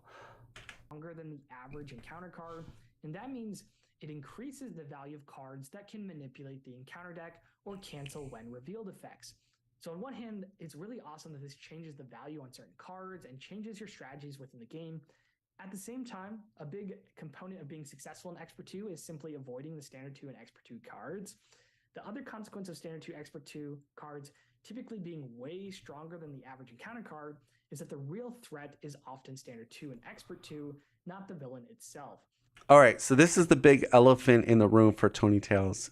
He just kind of quoted that right there. Is to him, it becomes a game of not the villain, what the villain can do per se, like with his encounter set, but what can Expert 2 do to me? Which I think he makes a good point, because you look at these cards and these are pretty bad cards, like compared to what a villain would get. But that being said, there's only a fine amount of them. I think there's 4 Expert 2 cards only. So, I mean, a villain encounter set has usually how many cards? Like it can range from 10 to 15 for like a villain. So, I mean, I would counter argument him there that yes, they are more powerful than a general villain encounter set, but there's only 4 Expert 2 cards. Okay, so again, though, there's some villains that have nasty treacheries or nasty kind of cards. Like, not, there's some villains out there that I would say could even be worse than some of these cards. But I do agree with him. The Expert 2 cards are more threatening. But like I go back to, there's only 4 of them. So, if Blindfold came out and you saw 3 of them, well, you could, or not Blindfold, if you Global Logistics, you get rid of 3. Now you're down to just 1 left in the deck, right? So I think there's some, maybe a little bit, that's what I would counter with Tonee Tales on that argument. And it sometimes feels like you're more so fighting the Standard 2 Expert 2 cards rather than the villain itself. And this is obviously an exaggeration, but it highlights why I slightly prefer Heroic, because it amplifies the specific challenge. Okay, and I do agree. Again, it makes totally perfect sense, because if you take Rhino, do Heroic 2, Heroic 3, or whatever, Heroic 1, and you compare that to Expert 2, the Expert 2 cards definitely supercharge Rhino, whereas Heroic really doesn't supercharge anything. It just gives him more combos, right? So his the scientific proof there does support sort of what he's saying, but I also am countering that there's less cards compared to a villain encounter set. But anyways, of the specific villain that you're fighting. Ultimately, I enjoy both Expert 2 and Heroic. Neither of them are perfect, but I do enjoy playing both. Expert 2 makes the game feel a little bit more like you're playing against a real opponent because of the pacing and the unpredictability. Some turns you only get 1 encounter card and it's weak, and you get a chance to gain some advantage, and then the next turn the villain has a huge encounter phase, and now you're against the ropes. The villain also has the tools to disrupt some of the common strategies in the game, and at any time, yes, 100% agree. Combo and win. Yeah. It means that you can never sleep on your opponent, and adds a fun sort of dread or anxiety to the game. Although with that, you are introducing a lot of. Now, some players hate that. Some players do not want that and anxiety or dread, like, oh no, and it goes back to what I said in the beginning of this video about casual players to intermediate players to players that want to master and try to get that accomplishment of pushing themselves. But let's keep going. Variance into the game, which can feel unfair. Heroic, on the other hand, is just more of the same Marvel champions that you know and love, but dialed up a notch. Instead of building your deck to counter some of those Standard 2 Expert 2 cards, you build your deck to counter the specific villain challenges. Because of the constant villain pressure, it does limit your hero selection a bit more than Standard 2 Expert 2 does. Hero can be a bit of a slog, though, because you'll often feel like you're treading water, where Standard 2 Expert 2 allows you to have turns where you feel like really powerful and you're winning, and then the villain punches you in the mouth. So one of the biggest drawbacks of Heroic is that sometimes the pacing feels exhausting. Well, that's going to do it for this one. Let me know what you think about the higher difficulties Marvel Champions. Thanks for watching. As always. Thank you, Tonee Tales. Thank you. And we're not quite done yet. We got the comments to go over, but then we're going to wrap things up. And I will thank Tony for allowing me to I think he gave me the green light to do a response of his video, and I think under YouTube's fair use ability, as long as I'm doing commentary to what he put out there, it would be under fair use. But anyways, I think he's pretty cool with me just kind of giving my responses to what he talks about. But we're going to go into comments, and there is quite a bit of comments here. Now, it's interesting because there was a lot of banter, a lot of opinions thrown out in Tony's comment field here. And I think Tony had to take like a step back for a second. Get Up in Game. He has a pretty big channel growing here. Let's see, what does he say? Can we zoom this in? Wait. Is there a zoom button? Zoom. Ah, perfect. So you guys can see this a little bit better. Wait, let me. All right. So, Get Up and whoops. As someone who's, oh wait, I have to. Is this his ... Oh, okay. Read more. Got it. Wait, I don't have the read more on his. Okay. Anyways, as someone who's never played Heroic or Expert 2, this was fascinating to listen to. I'm generally happy with the difficulty of Expert, but this made me want to try something like Heroic. Cool. Or Heroic 0.5, where the villain gets an extra card every other turn. Another route could be kicking into Heroic after the 4th round or so. Actually, you know what? Get Up a Game. I like that idea. Actually, I never even thought about that. Yeah, having a thing like if it gets to such and such round, then you go into Heroic or something like that. That's, I'm going to have to experiment with that. That sounds interesting. So yeah, that was a interesting thing and again, this is what makes this game really cool, is you guys can customize it the way you guys want to play it. Let's read something else. For those who don't know or remember, Heroic mode is the following. So he's just explaining about Heroic. Oh, there's me. Excellent video. I'll do a response to this video. So, and I am. So, this person.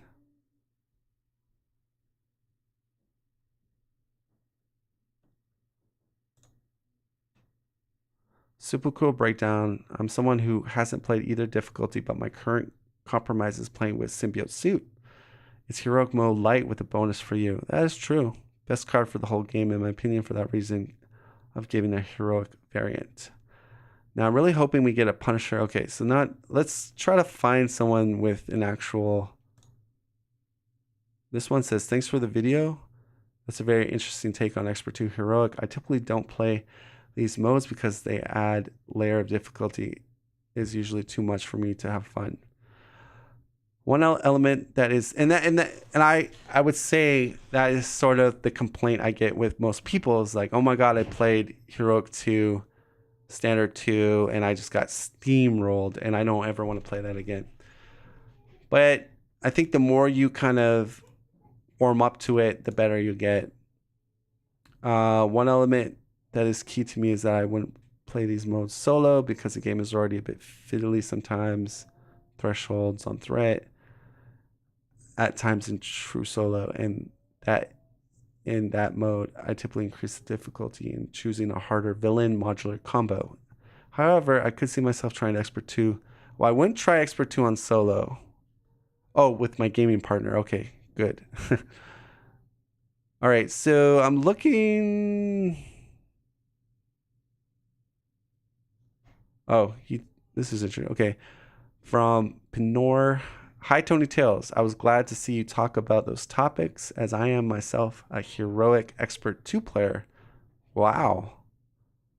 I felt like you. Okay, so this is like a Describe game, hardcore Describe gamer type player. I felt like you didn't talk enough about the steady keyword of the Formula Full environment. Yeah, he did talk about it though. Maybe he didn't spend enough time emphasizing how much that changes the game. To me, that is the biggest complaint I have about the mode Expert 2. Some heroes are way worse because of it, like Hawkeye. Yeah, he does a lot of stun and confusing. When you don't get the benefit of the stun and confuse, his arrows are basically costed, or Spider-Woman's pheromones. So I would counter and say a multiplayer, it's a lot easier to chain those stun and confuses. Like with, this player plays a stun card, another player plays a stun card. So I think it's a little less like what you're describing. I felt the same way. I think mainly it's in solo play that you feel bad about the environment. But I just think the stun and confuse system is so brutal for the villain. It's a very strong thing to stun and confuse the villain. And I think realistically, the game should have always had that it takes two statuses to actually do the effect. But I think it would have been too complicated for when they first introduced the game, at least in my opinion. But no, I see what you're saying here. And, it's a good discussion about it. Give me a second, because I want to go through more comments here. And I just have to, my 3-year-old woke up from the nap, so I need to quickly step out.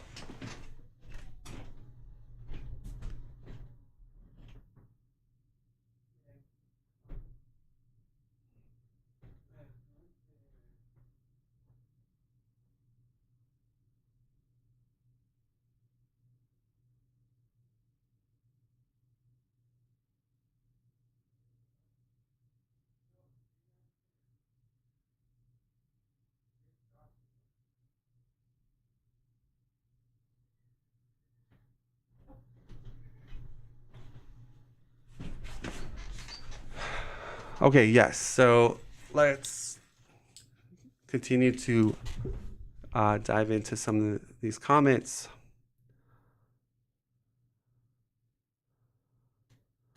So this guy only plays standard because his player group doesn't want to play anything above normal. Well, interesting.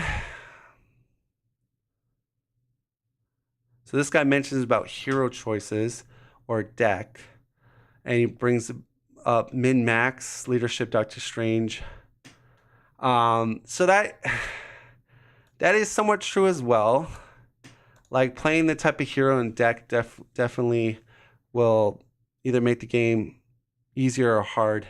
And my whole point is, like, once you understand and deck build for this game, and know what you're doing, then the standard and expert 1 difficulties don't make a lot of sense anymore, or they're just a little bit too not at that level to give you a challenge, in my opinion.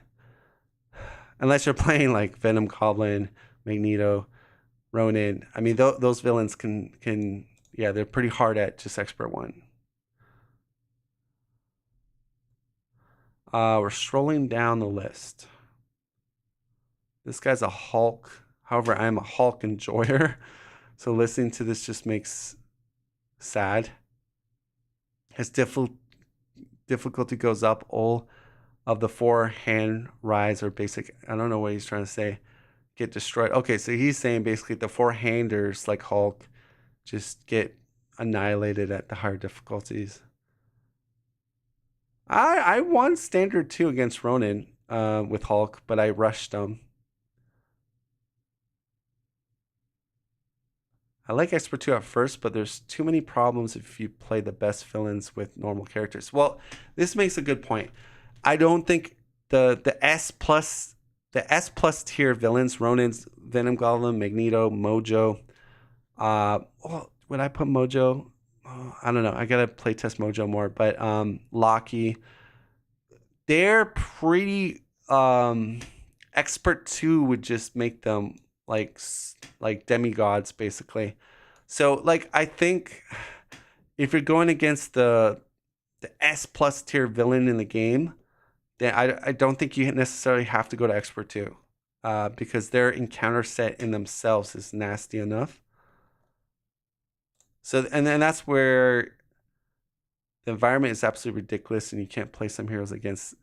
Okay, so here's the other mini debate within the debate is the environment card that gives steady on the harder difficulties, is that not balanced?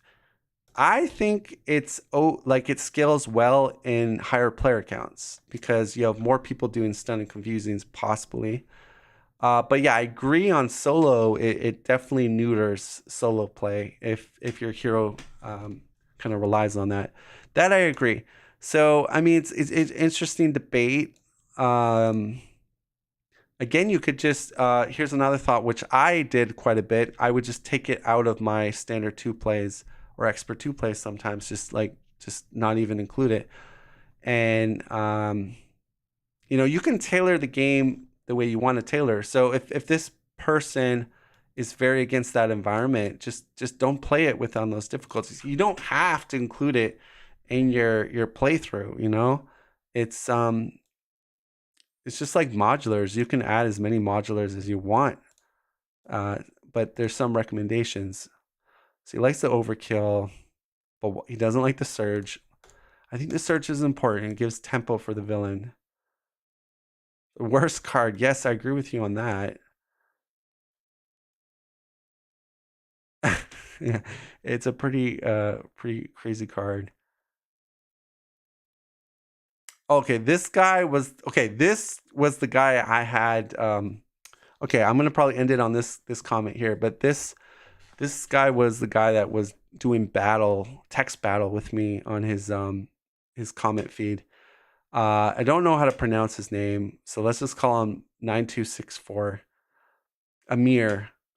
Love your content, bro, but this one feels a bit try hard. So right there, he's already kind of dishing out like negative, kind of trolling him a bit, like calling him a tryhard. I don't think I'm a tryhard. Like the way I talk about the difficulties and I play, you could probably nail me on that. Like Descry is a big time tryhard. But it's kind of like a negative term to give people, right? Tryhards, like Call of Duty, like you're a bunch of Call of Duty tryhards, sweaty controllers. But yeah, so right there, he kind of starts off very kind of name calling him. But you could say, oh, he's just joking. But anyways, I like hard video games too. So he brings up like Dark Souls type games. The difference is it requires dexterity, a manual skill you can improve by training. Okay, are you talking about controllers? Okay. Marvel Champions is a card game completely dependent on RNG. Disagree. It's not completely dependent on RNG. Like this guy's way out of left field here. You can consider, okay, I'll give you examples. Deck building, synergies within your deck, how your hero works. Are you going to flip? Are you going to battle the minions? Are you going to take the minions out next turn? Are you going to minimize threat management by doing this play or doing that? Can you handle the damage, your life total? These are all factors that you have to make decisions in. And then more importantly, what is in your hand? What can I play? If I play this, will I be able to play this next turn? These are all things that are you're making decisions on. So when he says this game is completely RNG, that is just a flat lie, because if it was just completely RNG, then there's no decision making. What I just explained there, nothing. This is what you're dealt, and this is what you can do. So I disagree. There is lots of choices in this game. Looking at the discard pile, looking at what's in your hand, talking with your teammates, can you do this and that? I definitely disagree with this guy's viewpoint on it's all RNG for Marvel Champions. No, it is definitely not. If this game was just RNG, I would not be playing this game. I would literally throw this in the trash bin. Okay, if you get a 7 encounter card chain, you lose. Dude, when are you ever getting a 7 encounter card? Like, I've played on Expert 2. Are you playing with 4 players? Like, even... Okay, so he's saying he's had games where the villain literally got, like, 6 surges in a counter reveal. Okay, maybe in a blue moon, if the stars aligned and everything aligned perfectly, maybe. But man, that's a lot of encounter cards to get in one phase. So then he uses this absurd amount that I don't think I've ever even had that happen to me. Maybe one time out of 100 games, and it was probably a multiplayer game. But anyways, so then he says, and you lose, and there's no skill involved. Like, this guy makes no sense. His examples are so out there, like, it's laughable. Your game actions are determined by quality of cards. Okay, maybe are you playing Nebula? Because Nebula works like that. She is a search beast. So I don't know if he's referring to, I played Nebula on this difficulty and this is what happened. Well, then I that could potentially happen, but you're chasing Nebula, and that's her mechanic to feel like she's going to get away and kill you. Your game actions are determined by the quality of cards you draw, not by your skills. Again, I disagree. Have you not looked at all the heroes in the game? Have you not looked at everyone plays unique? Some have strengths and weaknesses. Some can do this better than others. There's a lot of decision making you make. And not only that, you do cooperate with your teammate too. If you're playing with a teammate, you guys can synergize off each other and do some crazy combos together, like problem solver and high damage plays.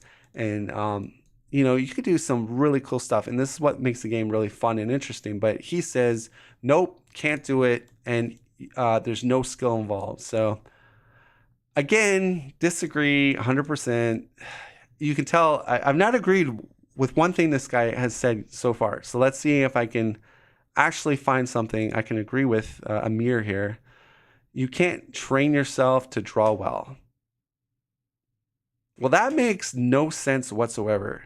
Like, who expects, like, you can't train yourself to draw well? Like, yeah, we know it's a card game. Everyone knows when they play a card game, you have no control over, well, to a certain degree, of your draw. You shuffle and you draw. Of course, I don't know what you mean by the statement. Like apparently, are there card games where you can know what you're about to get and then you draw it to yourself? Like, I mean, excluding the cards that allow you to peek in and rearrange your deck, but this makes, again, I don't even want to comment on that. Let's just keep going.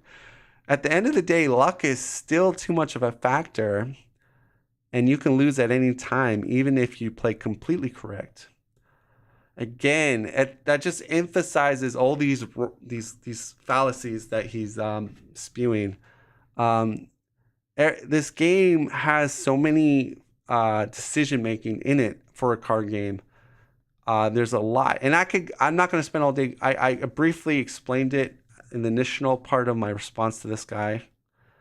But let's keep going. So I found this a bit try hard. Oh God, he uses try hard again because there's there's way there's way too much surge in expert 2. There's 4 cards on expert 2, buddy. So and not all of them surge on expert 2, but yeah, a good portion of them do. So I think there's only 3 that surge to make it worth no, there's not 3. I think there's only 2 that surges. Maybe he's referring with standard 2. Okay, that makes sense with standard 2, but to make it worth defending, in my opinion, surge should only exist to make sure every card does something. Okay, I somewhat agree with you, but I disagree because, like I said, I think the villain needs a tempo booster from time to time because the villain does get behind as you build up. You get stronger, you put your armor pieces out, you put your booster, you develop Iron Man and you become a killing, thwarting machine. So there's got to be some mechanic for the villain to kind of take claw at you from time to time. So you got to add that surge in there. He uses a curse word. Great. I'm going to get decensored. They should design challenging individual cards like shadows, not the cheesy crap. Man, this guy really hates this game. It sounds like by reading this, it sounds like he despises Marvel Champions. I agree with you on Heroic though. Oh, wow. So out of all this talk, he bashes Standard 2 and Expert 2, and then one sentence, I agree with Heroic though. Well, that's good. Let's look at the replies. So I did reply to him because it did get me kind of like I got a little like someone talking bad about my kid or something. So it says, I have to 100% disagree with you. Deck building, team communication, deck synergies, tactical decisions, understanding the villain mechanics, and knowing when to push or control. So I'm basically refuting that whole notion of it's all luck, RNG, blah, blah, blah. I have a feeling you maybe only played 1 or 2 games on that difficulty and never again. Side note, I believe solo play is best with Standard 2, Expert 1, and multiplayer Expert 2. So he did respond to me, and he actually said, no, I play all these games. Your feelings couldn't be further from the truth. Actually, I beat Sinister Motives entirely on Expert 2. Yeah, I'm not saying it's not possible. I'm not saying he didn't do it. But, buddy, beating Venom Goblin on Expert is difficult. Expert 2 is that's raising the bar. But I've done it. But again, that's one of those things where it's like a long shot, man. It's like everything has to go right. You got to play perfectly, no mistakes. But apparently he breezed through it and even beat Venom Goblin on Expert 2. Like, I guess it was like that time where he didn't study for the test and he just aced it 100%. Oh, no, he said after lots of attempts. Okay, sorry, I should have read that last part. But, okay, at least if you're being truthful, at least you were being truthful here, because I highly doubt it on your first attempt you just whiz by it, because that is really challenging. It was a miserable, and I only stuck with it because I'm sometimes a tryhard too. Like I said, I'm a souls boring guy. Sometimes you tell yourself, get good, and pretend you totally lost. This guy sounds like a 13-year-old because you played suboptimally, or at least I used to. But in reality, Venom Goblin plus 5/7 cards suggests equal loss 75%. Actually, Nelson, D20, Maurice, and me, we beat Expert 2 Venom Goblin. I believe we played Venom Goblin on Expert 2. Or I know we played 2 villains in Expert 2 and 1. I think Venom Goblin was one of them. And that was our first attempt as well. But we're just so good, right? We're tryhards.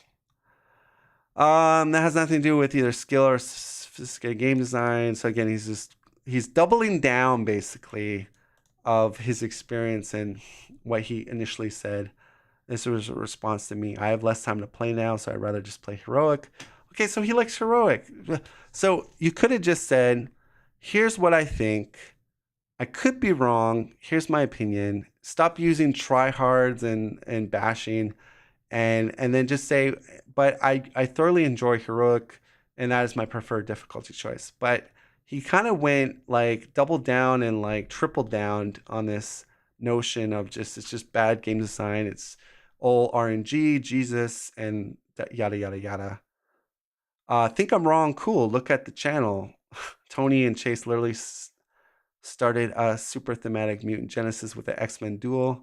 They gave up and switched to generically powerful decks like Captain Marvel Leadership or Ironheart One Shot. Well, I have to agree. The Ironheart One Shot was kind of funny when they went against Sabretooth. I'm like, oh, Ironheart. That makes sense.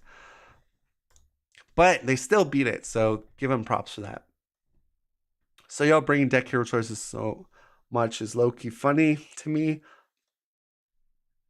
When were you forced to play the same handful of characters to complete? So he wants you to be a purist and only play the X-Men people. Then I wrote, again, have to disagree with you respectfully. Of course, I was able to beat Standard 2 Expert Ronin with Hulk solo. This debunks your last idea that it has to be. Well, because he was putting an emphasis on heroes. Like, ooh, you have to be the most powerful heroes to beat those difficulties. And I was just trying to put it to the point that, hey, I played with Hulk, literally the worst hero that people say in the game, and I beat Standard 2 Expert Ronin. And then he says basically, I think he says, oh, you rushed him, and blah, blah, blah. But yeah, I'm not going to, he's a very interesting character, and I'm going to leave it at that. But I think I made my points pretty clear.